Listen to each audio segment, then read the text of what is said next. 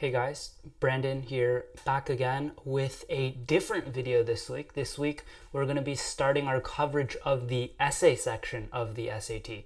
So this week, as the notes say, we're going to be going over the basics of the SAT essay section. We'll start out with some things to expect, some questions about if you should be taking it or not. We'll be going over the grading rubric, and then finally, we'll take a look at this essay that you can see right now. It's a sample essay, and we'll, sort of analyze it and look at the general structure of a well-written essay. So yeah, let's just get started. So the SAT essay section is a 50-minute rhetorical analysis essay, and it's actually an optional part of the SAT. Optional meaning that when you register to take the SAT, you can choose whether you want to take SAT with essay or SAT just by itself without the essay. In the words of the College Board, the essay section on the SAT gives test takers an opportunity to show how effectively they can comprehend and write an essay on a given passage. So not only can you, read a passage and understand it, but how well can you write about it? How well can you analyze by writing and not just by thinking? So first, to clear the air, a lot of people ask, well, if it's optional, should I take it? Is it even worth taking? And my answer, at least according to my beliefs and my experience, is that yes, you should be taking the SAT with the essay section. While it's true that maybe some essays don't, not some essays, but some colleges don't require it, a lot of the colleges do. And by taking SAT with the essay, I think you're leaving a lot of doors open down the road in the future. You don't want to be the type of person to realize 2 years or maybe a year after you've taken the SAT that, your colleges, all of the colleges that you're applying to require the essay. We don't want to be taking the SAT again a year or two later just to get an essay score to send to colleges. So that's the reason we're taking the SAT with the essay.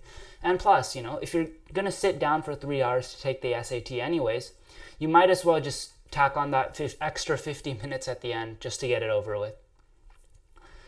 So now some general information about the grading rubric, because I know a lot of people have questions about this and it's kind of confusing because it's very different from an essay graded, let's say, in your English class. So each essay that you write is evaluated by two graders. So two people are going to be reading your essay, not just one. This ensures that it's not as biased and you get a more accurate result because more people are seeing it and more people are grading it and more people are reading it. So for each of the three sub-score categories, the SAT essay has three categories that you're graded on: reading, analysis, and writing. And for each of these sections, each grader will assign you a score of 1 through 4 based on your essay that they read. So the scores of the two graders are then added up to give you your final score in each category for your essay. So for example, let's say you read an essay on the SAT, and the first grader reads your essay and decides to give you a 3 in analysis. So they give you a 3 out of 4 in analysis, and the second grader, let's say they read your essay and they give you a 4 out of 4 in analysis. So now after you add them up, obviously your overall analysis score for your essay will be a 7 out of 8. And obviously this same process happens for the other two categories, reading and writing. So a full score on the SAT essay section is an 888, an 8 out of 8 on each of the three sections of the essay.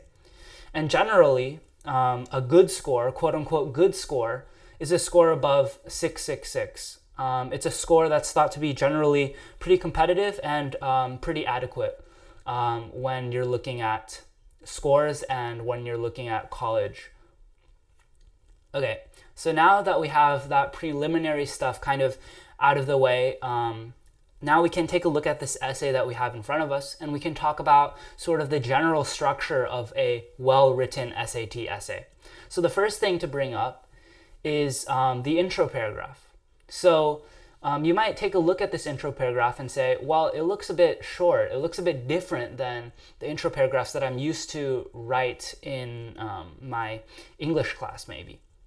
And what I have to say about this is that the intro paragraph that you're writing for the SAT essay should be very minimal. It should be very straightforward, very to the point. You don't need the extra fluff. You don't need the extra detail. Just get to the point and move on. The structure, the basics is more important than, the extra stuff that you add on top. That extra, layer of detail, layer of analysis can, be used in other sections other than the intro. So for the intro, here are some key questions that you should be asking yourself. What is the author's name? What's the name of the work? What rhetorical devices does the author use? And why does the author use these rhetorical devices? And overall, your intro paragraph should be 2 to 3 sentences max. And if we take a look at this essay we have in front of us, we see that the writer of this essay talks about, the author's name right here, Paul Bogard.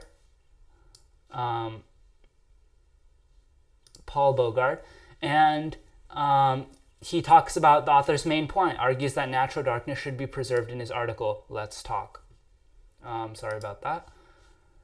And he also mentions the name of the article, which is another key point, Let There Be Dark. And then the writer of this essay talks about, the rhetorical devices the author used. He lists them out: personal anecdotes, allusions to art and history, rhetorical questions, and we're done. It's very basic, it's very simple, but it gets the job done, and that's all that matters. This would be an example of an intro paragraph that would score full points.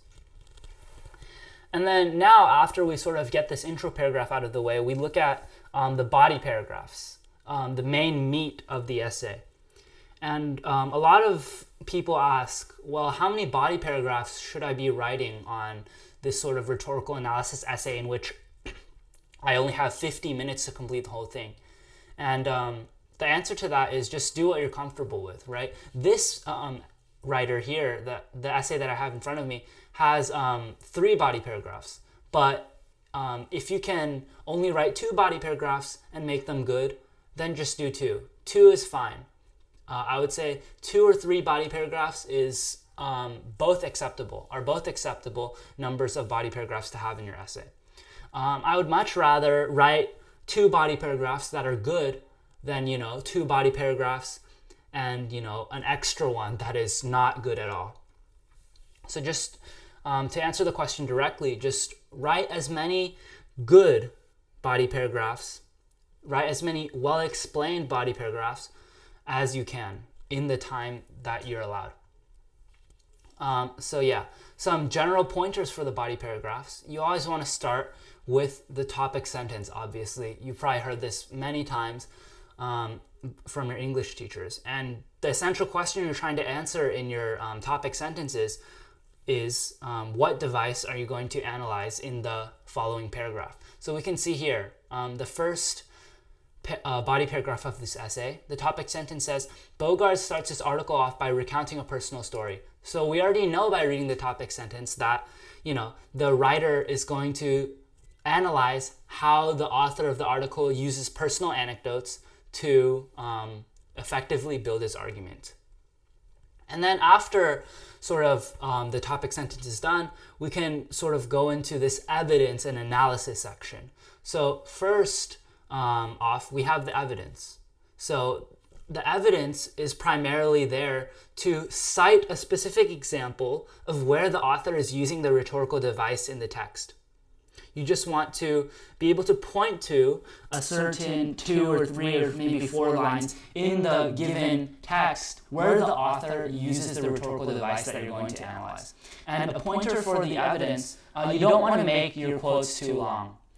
You don't want to have your reader read through, a whole paragraph of the text. The reader also has the text. The reader is familiar with the text. So you should just, keep your quotes, keep your evidence down to maybe 2 or 3 sentences maximum. And after your evidence, we get into sort of the meat of your body paragraphs, and that's your analysis.